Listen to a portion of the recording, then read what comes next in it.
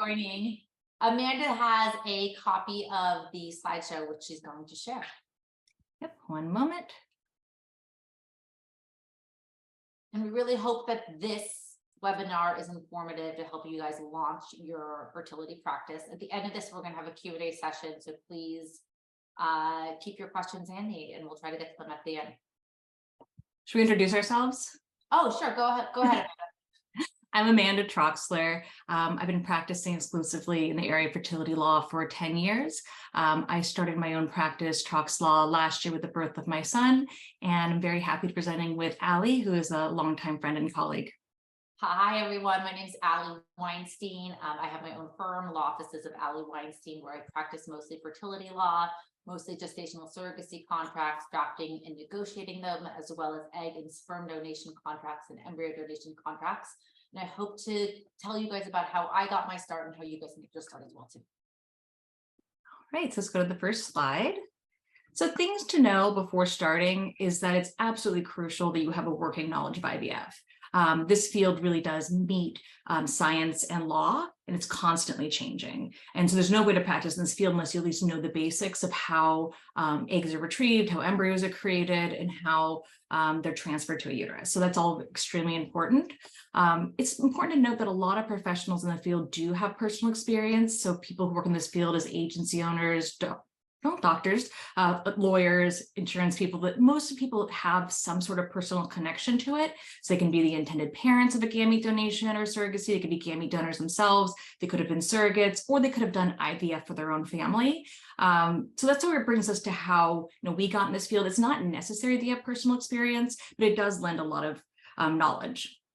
Right. So I got into this field because my husband and I were trying to conceive our first child, and we're having difficulty. At the time, I was practicing family law, was miserable, and was going through IVF and meeting with the doctors. And I got so curious about the law and the consent forms that I was presented with, and was like, this can be better. And now I'm in that business. By my own. And so slowly, gradually got out of the law firm position as my practice started growing. It didn't happen overnight, it took many years. And now I'm doing this pretty much exclusively. And I'm a little rare in this field in that I actually started in law first. It was my second job out of law school. I did litigation extremely briefly. I don't even really count that. Then I went straight into fertility law. It appealed to me because of my own family background. My father was gay, and so I was interested in helping create families. And then in the first year that I started practicing, it was right out of law school, I became an egg donor. I donated 7 times to 6 families. And so that also strengthened my connection to this field. And then also, of course, it's important to understand fertility law. If you're in California, you need to understand the basics of California law, but it's also state by state specific. So it's important to have some sort of knowledge of how things work in different states and how to get that information. And then also looking out for laws in other countries. So to have a very good understanding of California law, and then at least some understanding of the other states as well. And I think what adds to the complexity of this field is because there's so many cases that I just can't represent people because I'm only licensed in California. And so if you have intended parents in California but the birth is going to occur in another state, it becomes really problematic, and you need to know where you can and cannot practice. And maybe, Amanda, do you want to touch on that? Yeah, it's multi-jurisdictional sometimes. So let's say that we have an intended parent, the recipient or the gametes, or the intended parent of a surrogacy. They live in California. So it's basically about surrogacy. Let's say they live in California, or they don't live in California, but the embryo transfer is occurring in California. Then under California law, we do have jurisdiction. So we can draw a contract under California law. We can get a California court order of parentage, but whether or not you do that depends on where it's going to be used. So you do need to understand if it's going to be used in their state, is that going to be helpful? Are they going to accept it? And if they do, are there any sort of special requirements, like does it have to be domesticated? So you have to work really closely with other attorneys who specialize in this field. Right. It might not be cost effective to your clients to do a California free birth order. You really got to, That's true. State isn't going to honor it and they have to go through the domestication process. They might be better off using another state's law to do it. Absolutely, especially filing fees. Filing fees are some of the highest here. But sometimes the law is favorable in California and less favorable in another state, but the state will accept a California court order. Right. And Then this is where it becomes really nuanced. Yeah, we'll go into the more basic stuff, I think now. Ready? Let's go back to basics. Okay, so this is the dying question is, well, how did you do it? How did you get any clients, right? Okay, so most of my clients come from referrals from surrogacy agencies. That's number two. Also networking with reproductive endocrinologists at IVF clinics. That's also another great way to get clients. I also get a lot of clients referrals from other attorneys. In California, both parties need to be represented by an attorney. And so if I do good work on prior contracts, that attorney might say, hey, this other side needs an attorney to represent you, and might give my name to another side to represent a party to represent the other side in an egg donation agreement or a sperm donation agreement or a gestational carrier agreement. Okay. Also, my former clients are constantly sending me other clients. It really kind of, building your firm kind of causes it to domino, because former clients will send you their friends that are now going through the surrogacy process, which is also very heartwarming. And then another great thing to get involved with, that's a great source of learning and referrals, is professional organizations. Amanda, if you go to the next slide, I can go over what those acronyms stand for. Okay, so joining organizations is another great way to learn about the field, network, find out about all the parties involved in this area, because it's not just attorneys, which is what I love about it. You've got agencies, you've got doctors, you've got escrow, you've got insurance experts, you've got psychologists, you've got acupuncturists, you've got you've got fertility concierge services. There's so many people a part of this. So there's the American Bar Association Family Law Section Art Committee. Art is assisted reproductive technology. Local bar associations like Beverly Hills Bar Association, Resolve, the National Infertility Association. There's the American Society for Reproductive Medicine. And all these organizations that I'm talking about right now, they have websites, you can Google them, and they've got conferences that you can attend as well, and information on their websites. There's the Society for Ethics in Egg Donation and Surrogacy, or SEEDS, parents via egg donation, and men having babies. But be selective, because it's a lot to attend these. It's a lot of time and money to join these organizations, attend their conferences. Some of them are local, some of them require a trip. So be careful. These are also in person, and some of them have web seminars. I also just attending, I don't think is really enough, in my opinion. Going there, it's helpful, but then you're going to go there and you're going to see a lot of people who you don't know, but they're friendly, and you got to, get in people's faces and introduce yourself. What I found the most effective is really volunteering to produce events or joining the fundraising committee, because then you're in smaller groups and you're forming more of a connection. Mm-hmm.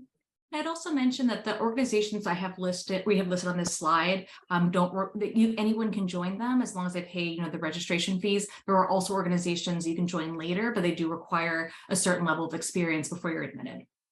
Yes. Ready for the next? Yeah. Any questions so far? Can I see that? Oh, I see some questions in the chat. Can we see if we have anything? Oh, no questions yet. Yeah, go ahead, Amanda. Okay.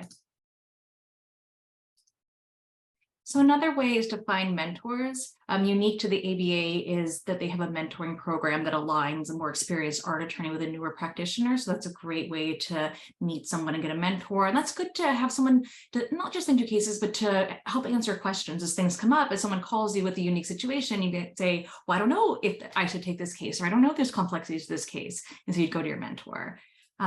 Another way is to invite a more experienced colleague to serve as associated counsel. So let's say that you have a client who comes to you who wants to use your services. You want to make sure also that they're fully protected. So if you haven't done a lot of art cases, you want to make sure that you're not putting them in any risk for things that you might not have thought of. So you may ask another more experienced art attorney to be your associate counsel while you speak directly to the client. Also acting as a reviewing counsel, as Allie mentioned, California law requires that each side be represented by independent legal counsel. So when you're getting started, typically you'll have more reviewing cases than drafting cases. So you'll be the reviewing attorney, the intended parent's attorney would be the one who drafts the agreement. And then you're reading this agreement, you're explaining the document to your clients, you're answering questions. And as things come up that you can't answer, that's a good way to go back to an experienced art attorney and to find more information. But this is a great way to learn, I think, how a lot of people start. I've seen hundreds and hundreds and hundreds of contracts come through my email, and there's things that I like and don't like about each contract. I learned that each attorney has drafted. I'm like, ooh, this is terrible, this is bad, or this is great, or I never thought of this. And then I'm constantly editing my baby, which is my fourth child, which is my gestational surrogacy contract that I have molded into it. Human child, not really. I just call it my baby because it's given me a lot of grief, and a lot of time and effort has gone into it. So reviewing other attorneys' contracts is a great way to learn. Absolutely. And then, what I did is I joined an existing practice out of law school. So that's how I got my foot in the door. That's another way, other than starting your own firm. It's a great way to learn. I would caution that sometimes, because these are highly coveted positions, and you may require you to join at a lower rate than you normally would for like a litigation firm. Absolutely. All right, so cases to know. So just to go back to law school, I know we all discussed this in law school. There was in re baby M. So this was a surrogate. She was the genetic parent of the child. So there's two types of surrogacy that you should know. There's traditional surrogacy, which we call that, which means that the woman who is carrying the baby is also the genetic mother, that it's her egg. That's the way surrogacy was at the beginning, because we didn't have as much complicated IVF as we do now. And now we really don't see a whole lot of that. We do sometimes, but we mostly do what we call gestational surrogacy, where the embryo is created either with the intended parent's own genetic material or with donors, but typically surrogates are not genetically related to the child they're carrying. But in this case, she was, because this is back in 1988. They had an agreement and she changed her mind. The court decided in this case that surrogacy was against public policy in New Jersey, and that the surrogate and the genetic father were the parents. The intended mother did not have any parental status. They ruled that adoption was the only way she could establish parentage. And this affected a lot of states around it. So this affected Michigan, where compensated surrogacy is still illegal and in fact criminal. Arizona, which says that surrogacy is unenforceable. And it did affect New York as well, but it's important to note that New York has shifted. And then 2021, the Child Parent Security Act took effect in New York. So we do have compensated surrogacy in New York now. There's a path to parentage. A lot of states are moving in this direction. Washington also notably did this in recent years, where we moved into making it legal. So that's sort of the way that things are going. But when you see states that have restrictive laws against a surrogacy, it typically comes back to this original case. All right. Hi. Okay, let me tell you about a California case, Johnson v. Calvert. In this case, the surrogate was pregnant with the intended parent's child, and she changed her mind. She decided, hey, you know what? I want to have parented to this child, and she wanted to keep the baby. In this case, the intended parents were genetic parents of the child. Okay, so the gametes was the egg of the intended mother and the sperm of the intended parents. Okay, so the surrogate had no genetic connection to the child.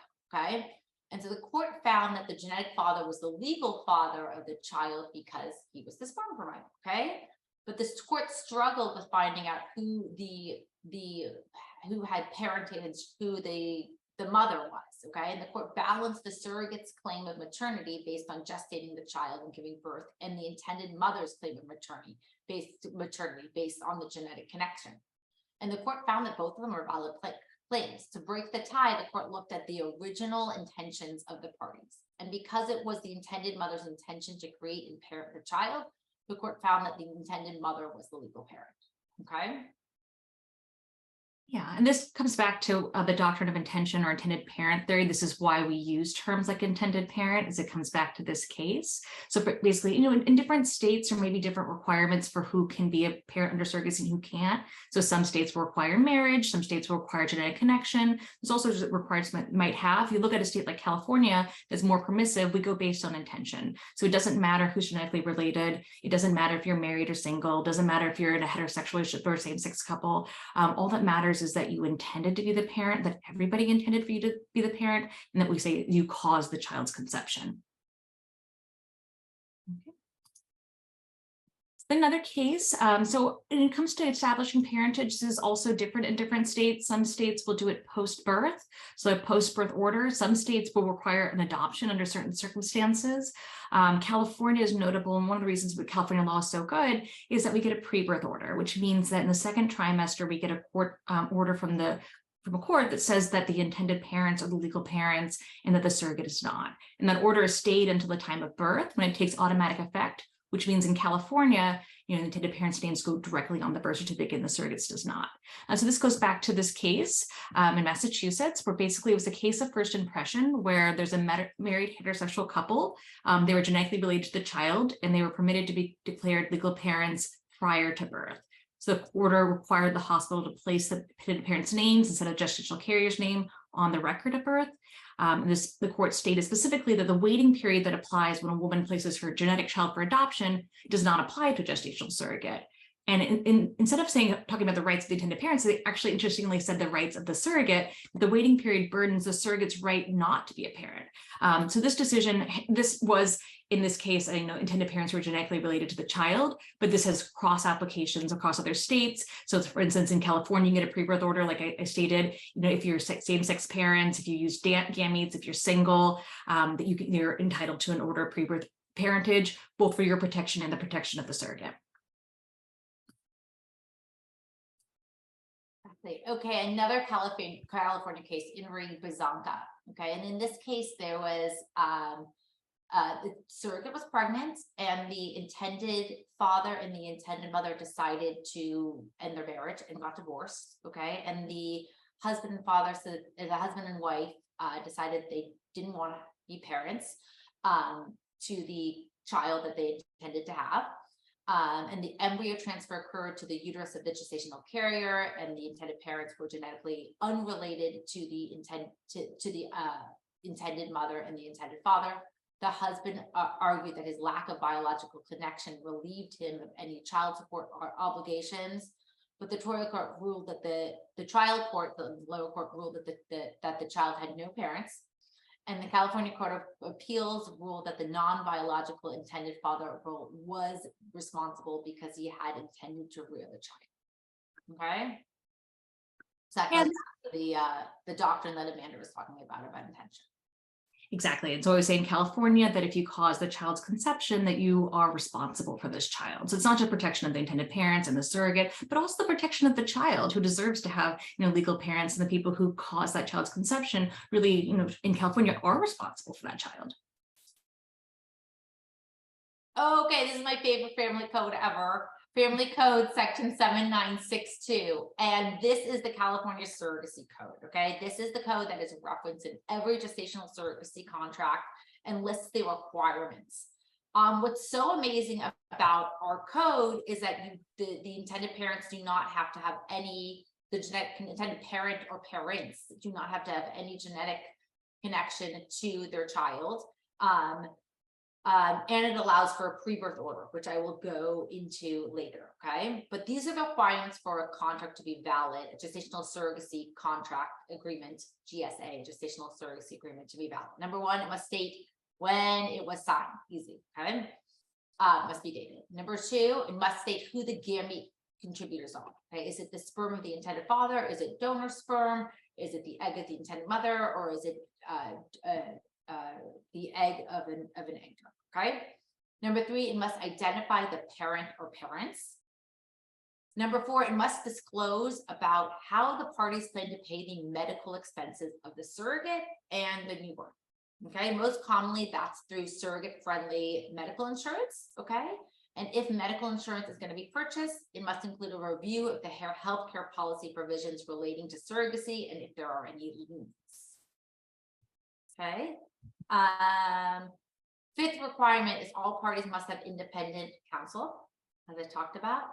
Number six, it must be signed and notarized. 7, it must be executed, meaning signed, before the surrogate starts injectable medications. Got it?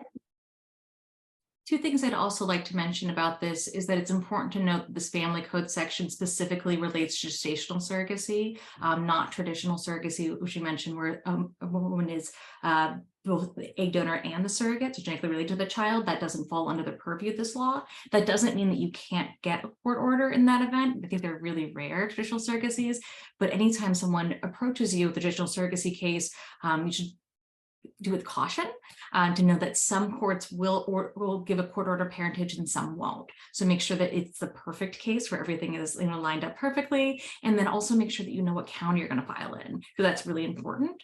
The other thing that I want to note about this is that Family Code 7962 does have also another provision that says if you don't meet all of these requirements, you still could get a court order of parentage.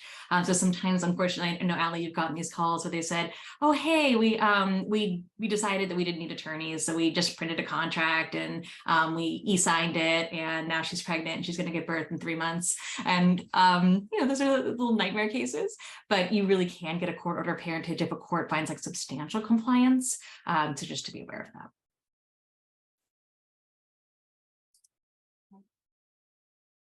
Okay, so also my favorite codes, family code section also gives the court the ability to order a pre-birth order. So this is so cool because while the surrogate is pregnant, okay, I usually do this in the second trimester, I start the process, you can get an order of parentage on a fetus. How cool is that? And it's really relieving. It's a big relief to intended parents who have trusted their surrogate to carry their child and have given up so much control, to then present them with a judgment signed by the court saying that they are the legal parents of this child or fetus, and that their names are ordered to go on the birth certificate, and that they are responsible for making all medical decisions and for all financial responsibility, and they have all financial responsibilities and have sole legal and physical custody, and that the surrogate spouse, which has them, has none.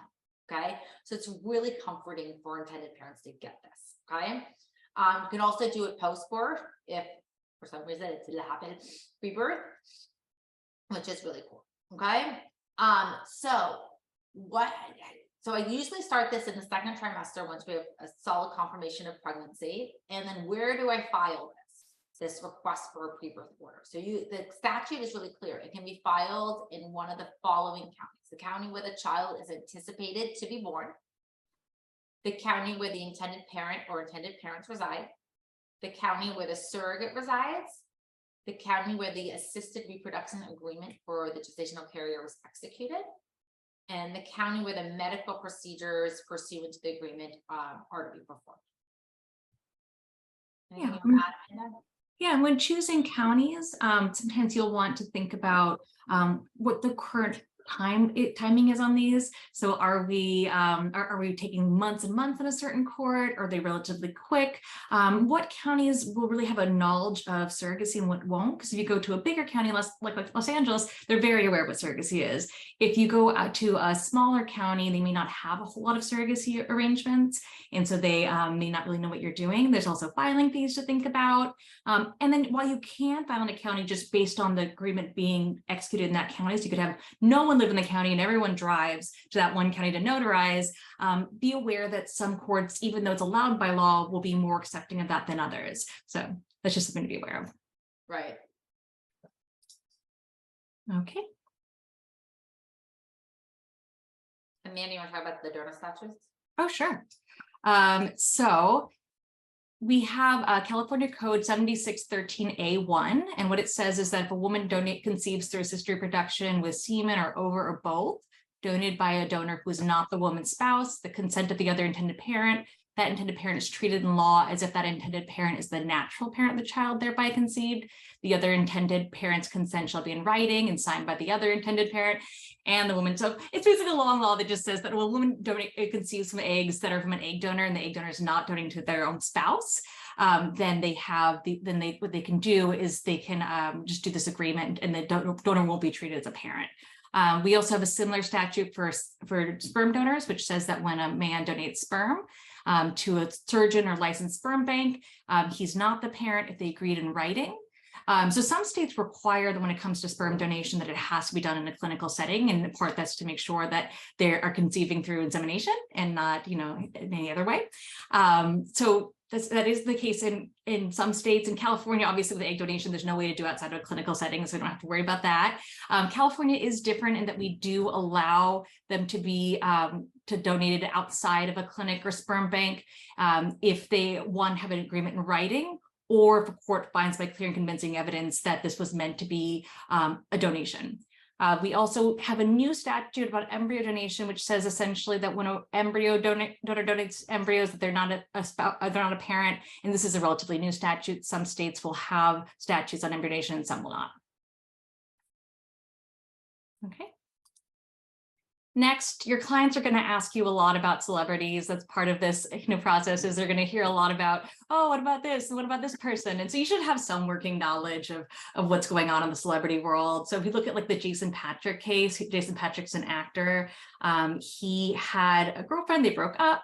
The girlfriend basically, so they he said she was looking for a sperm donor. She wanted to conceive. And he said, even though we're not together anymore, I really think you should be a parent. I'd be happy to be your donor. So he did enter into this as a sperm donor.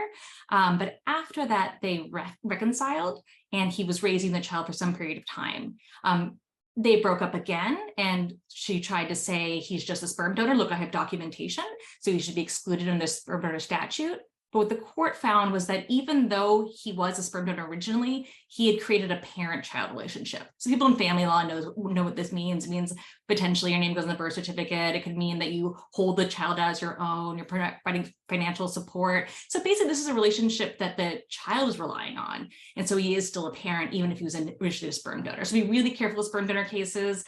For me, I won't take sperm donation cases where it's a boyfriend who's donating sperm. Some will, some won't. I think it's way too ripe for litigation. There's a famous Nadia Suleiman case, which was Octomom, and she gave birth to 8 children all at once. And this was in conjunction with the 6 children that she already had.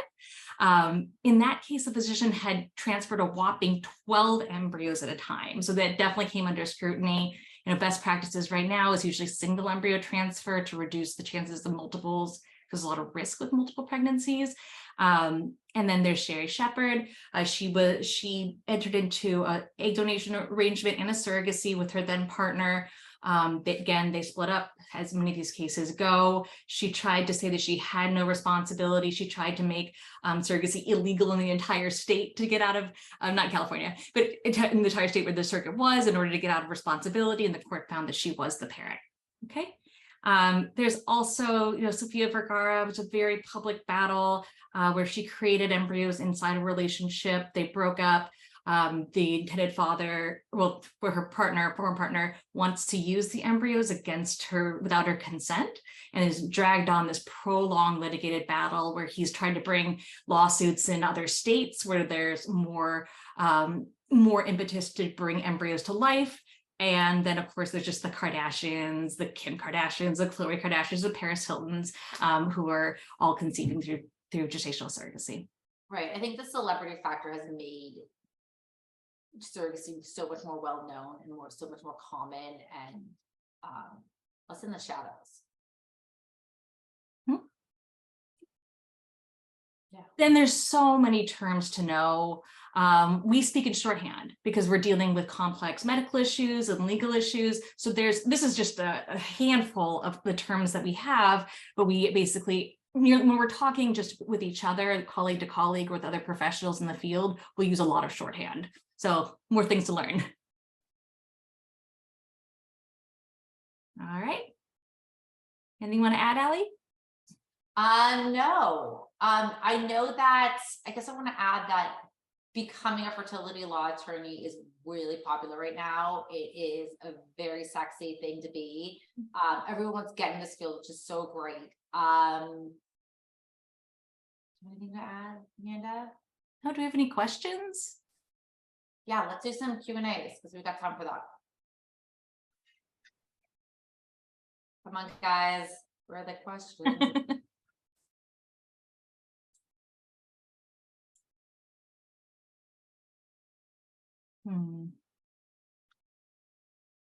I'm not seeing any questions. I don't know if it's because no one's asking me any questions or if it's because I'm not sure. I don't Q&A. have access to the questions. I see Q&A. Do you get a lot of business from outside the United States? I could take this, or if you want to take this, Allie. Oh, where are you seeing these questions? Q&A. Oh, there they just came up. Do I get a lot of business? I do. I guess I'm answering it. I do get a lot of questions clients from outside the United States. Pre-pandemic, a lot of my clients used to be Chinese.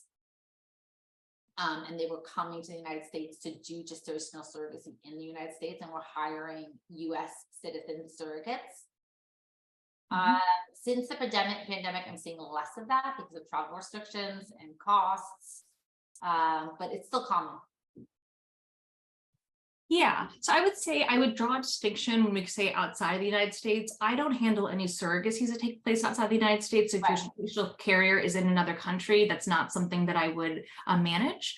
I think that you're better off with an attorney license in that country, because the last thing I want, is for your child to be born and then you have any trouble, bringing that child home and being recognized as the parent. So I don't handle any of those. I do have cases where the intended parents are outside of the United States.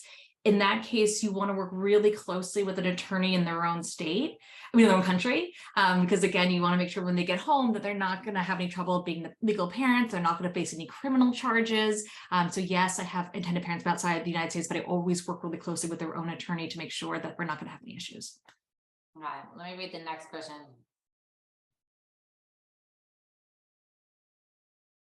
Okay, the question is, I'm a healthcare attorney interested in providing contracts for fertility clinics rather than representing patients. Do you think that this area of law requires practicing in all different parts, including the litigation, or can you just specialize in the contracts? I don't see why you can't just write the contract and just be like, if there's litigation, you hire a litigation counsel. Unless you wanted to have some sort of full service firm. I specifically just do contract reviews. I don't handle disputes at all. My fertility practice takes up my time already. So I mean, but I think that there's so many different contracts that the fertility clinics need. Yes. Like, I mean, I can think of just 10 in 1 second without even thinking about it. And that's something that I've been doing and is growing and is really a specialized field. Okay, the questions are just flying in. You guys were all shy in the beginning and now everyone's doing. What is the reasonable initial retainer range that acceptable to the PC? I think that varies on each attorney. Yeah. And it depends on what kind of contract they're doing. Yeah. It's important to know we typically charge flat fees. So people usually don't do hourly. So usually would have a flat fee, but it really depends on the type of case it is. Experience, right. Your experience, how many jurisdictions are we working in? So it can really vary. Okay. How does someone who doesn't currently work in this field get a hold of a sample contract to learn from? Well, so the issue is that so many of these contracts are copywritten. Yeah. I know, like, I developed mine after years and years and years and years of reviewing other contracts and drafting what I thought was better language. I don't know how Amanda did hers. I agree. It's really tough because you're going to find that a lot of attorneys who've been working on their contracts for years aren't necessarily going to, want to just handle that work over if they've been doing it for years and years. But that's why some of the best ways to get involved is not to jump in as a drafting attorney, but rather either to join an existing firm, because then, you have access to their all their contracts, or being a reviewing attorney for a long enough time that you know what goes into a surrogacy agreement. And are able to draft a contract. Right, and pick and choose what you like and what you think is good and what you think is bad, and kind of make it your little child. All right. I've been practicing civil law as a civil litigator for 11 years. Could you please explain the best way to enter the fertility law area when I'm maintaining my current practice? I feel like we talked about this in the beginning. Yeah. Well, yeah, I think that it's important to keep your current practice because it is hard to become exclusive. It takes time to do exclusively fertility law. So I wouldn't say, quit your practice, hang up a shingle, and then hope for the best, because, the agencies have relationships with attorneys, the clinics do, they have relationships with each other. So the best way is to keep your current practice and then start to expand out to fertility by either bringing in co-counsel or associating counsel or reviewing contracts. Okay. I just interviewed at a job for a job at a firm that does adoption and surrogacy. I'm looking at a big salary cut from my exiting position. What's a fair salary? You guys asked me really, I have no idea. A salary range for a first year in an adoption firm. I've been practicing family law for years. Yeah. These are great questions. I don't know. That's a tough one. Right. I haven't been at an adoption firm. It's hard. Yeah, I mean, I know that when I first started, I wasn't making a ton, that I had offers where I would have been making more. But I was also my first year out. So I haven't been in the position where I'm going from one field to the next. I think those are sort of difficult to answer. It depends really, I think, on what your financial need is. Okay. Any good resources you continually use in practice? Amanda is a really good resource. Colleagues is if I'm in a total bind and I'm like, oh God, what do I do here? I call a colleague Or organizations. So the organizations we're talking about are great resources. Some of them have online resources. So there's like Facebook groups for like surrogacy professionals, egg donation professionals. So a lot of times we'll ask questions on those forums. If you're part of an organization, you might be part of a listserv. You can also ask questions. So fertility attorneys do share a lot. We have to, because we have to rely on each other. Okay, this is a great question. What's the most challenging aspect of practicing art law? Oh, I think one of them is knowing what cases you can't take, because there's so many cases you can't take because I'm only licensed in California. And either the birth is going to occur in another state or the embryos are in another state and they want an embryo agreement, or the sperm donations agreeing in a different state. That's a tricky area. Or they're coming from a different country, or they want to give birth outside of the United States, and I'm not okay with that. It's also really emotional because most of our clients have been struggling with infertility for a really long time, and they don't want to be calling me. Yeah. And they're giving up so much control and power, and they wanted to carry their own child. And so you're dealing with people in really highly emotional situations, which is the challenging and the one of the big challenges, and also one of the highlights too, is you're helping people through a really hard time. Yeah, I would say some of the challenging aspects is it really is sort of the Wild West. And so there aren't a lot of clear-cut rules. A lot of the things we do in our practice, either another attorney sort of made it up and we went that direction, or something I made up a rule and then we're kind of doing it that way. We're sort of collaborating on how things are done. Even the filing systems, we are constantly changing them. So yeah, it can get really complex, or things can happen that were unexpected. So you have the famous cases, to go back to like newsworthy cases, the surrogate who became pregnant with the intended parent's embryo and her own baby at the same time, because she was able to get pregnant while she was already pregnant. Did we know that was going to happen? No, thankfully it wasn't my case. So you had to figure out, what to do in that situation. Or, yes, the things come up that you just never expected, because if you do something enough times, anything can happen. So you get constantly confounded by new situations and have to rely on your colleague. And then I would also echo what Allie said, is that it's highly, highly emotional. You do have to be really good with people, because sometimes, you have an intended parent who's being really stubborn about something and there's no logical reason, and it's a giving up of control. And so you have to understand like where it's coming from. I often say I do a lot of negotiating feelings, because that's a huge part of it, is just making sure that that they feel safe, and that if they really do need mental health resources, I think we all do. I think post-pandemic, we all know how important our mental health resources are, and to send them back to the people who can help them, because sometimes what they're stuck on is not a legal issue. I think it's also, you get asked to do things that I think are questionable, and you really have to have the mental fortitude and strength to pass and to move on to it, and to say that that's not something that I want to do in my practice. Yes. Amanda mentioned, like, it's the Wild West in terms of the law, in terms of like the actual practice of it. The law here is clear, but in terms of the practice, but there's also, it's kind of the Wild West in terms of other professionals in this field. Like, you might be approached by agencies. There is more regulation to have a food truck than to be a surrogacy agency. Mm-hmm. Right. And so you have a lot of middlemen in the situation that aren't necessarily ethical, and it's deciding, weeding them out. Mm-hmm.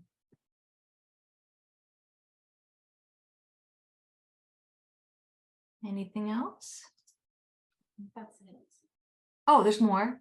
Do you like practicing art more than traditional family law? What do you like most about focusing your practice on art? So I never practiced traditional family law, but I do really like I do like art. One of the reasons I like is that it's collaborative. And so when it comes like a surrogacy, you're going to be linked to that person for at least a year. So you want to make sure that they're on the same page and that the contract, when it's signed, then no one feels like they got the short end of the stick, that everyone feels good about this. Because if someone feels like they didn't get what they needed, it's going to be really difficult for them to manage an entire pregnancy. Same with gamete donation, you're linked, whether or not you meet that person, you're linked to that egg donor, sperm donor forever through this child. So you want to make sure that these are good, healthy relationships. So I like that it's collaborative. I'm not trying to get the most possible at the expense of the other party. It's not a zero-sum game because that's not what's good for everybody. And so you really are working with your colleagues to make sure that that you're going to come up with things that are fair. So I like that. I also like that, although you're seeing people at some of the most difficult times in their lives with infertility, because you absolutely are, same with family law, there's sort of light at the end of the tunnel, and that we're trying to get them to another place where they have their family. Yeah. Exactly. What do you like practicing art more than your traditional family law? That job, yeah, that's an easy yes. What do I like most about art? I love the babies. I love getting emails from my clients with their baby pictures or emails with a positive pregnancy test. I love that. And like watching these babies grow up. It definitely will give you baby fever. It's Yeah. it's very, very, very rewarding in that. But then I it's like this also, it's also like it's hard when a transfer doesn't work. It's like, oh, it's gut wrenching for attorneys too. I've seen some very, very, very sad cases. Yeah, I like also, I like the science technology of it. I think that it's fascinating, Yeah. what we're able to do. We look at like egg donation that's been around since the late 80s. So it's really pretty new. And we're constantly changing the science of it. We're learning new things. It's just fascinating to me. You guys, well, thank you. I think we've answered all the questions. Thank you guys for joining this. If you have any other questions, you can feel free to reach out to me. I believe, or Amanda, I believe our emails are provided. And best of luck to you all.